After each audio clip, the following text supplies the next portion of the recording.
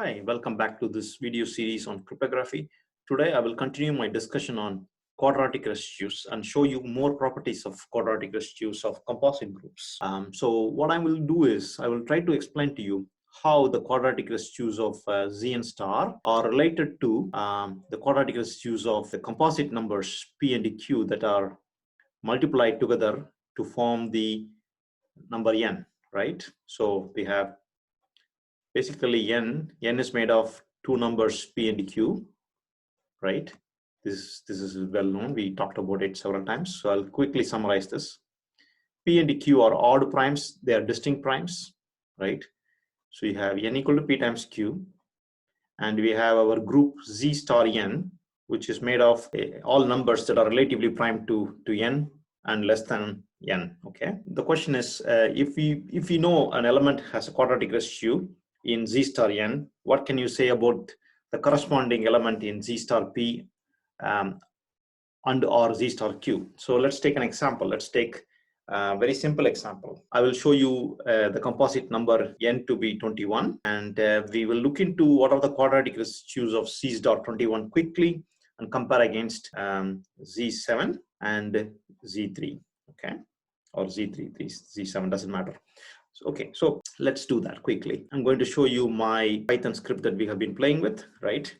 And as you can see here, we have the quadratic residues shown for the group C star 21 made of numbers 1, 4, and 16. So very quickly, I'll recall that the elements that are that have quadratic residues are 1, 4, and 16 in this group C star 21. They are present as part of the column number 2. So 1, 4.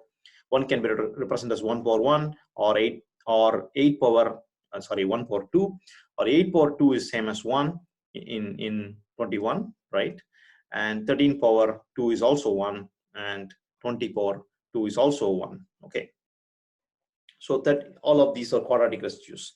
Now the question is, if we consider a Z7 and a Z3, what can you say about the corresponding elements in, this is coming from Z21, right? Let me call it Z21 quadratic residue, okay?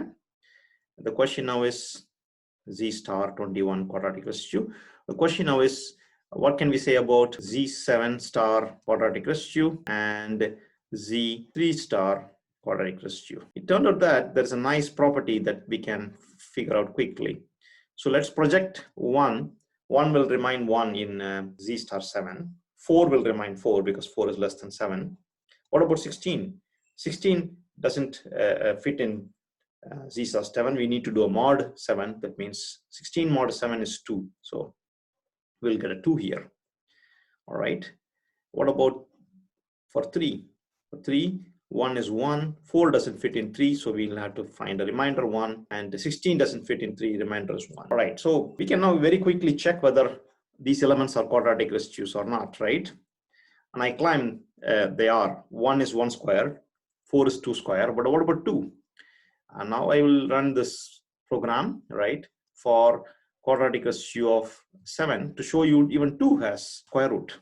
Okay, look here. 2 can be represented as either 3 square or 4 square. Okay, so of course 4 is represented as 2 square, for example, 5 square. Okay, so every element that has a quadratic residue in Z star 21 has quadratic residue in, or is a quadratic residue in Z star 7.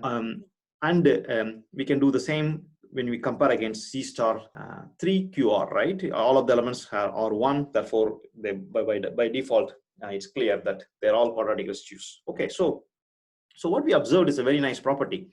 An element is a quadratic residue in Z star 1 or Z star n quadratic residue, if and only if you project that element into the group Z star P, it must be a quadratic residue in that group, and it must also be a quadratic residue if you project it into Z star Q. Okay, so let me summarize this very briefly. So what I'm trying to say is that if you take an element, say Y in quadratic residue of say of the group Z star n, right? Okay, what can you say about this in the context of Z star P? It's extremely simple. If you project Y, you get a new element, right? You get an element YP. If you project your element Y in mod P, you get a new element YP, and that element YP is also part of quadratic residue of Z star P.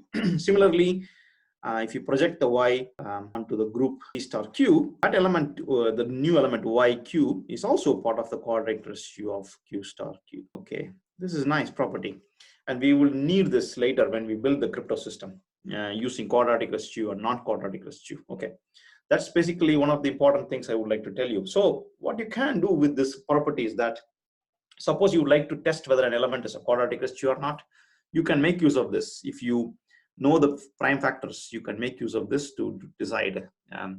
That's something we will leverage later. Thank you very much. That's all.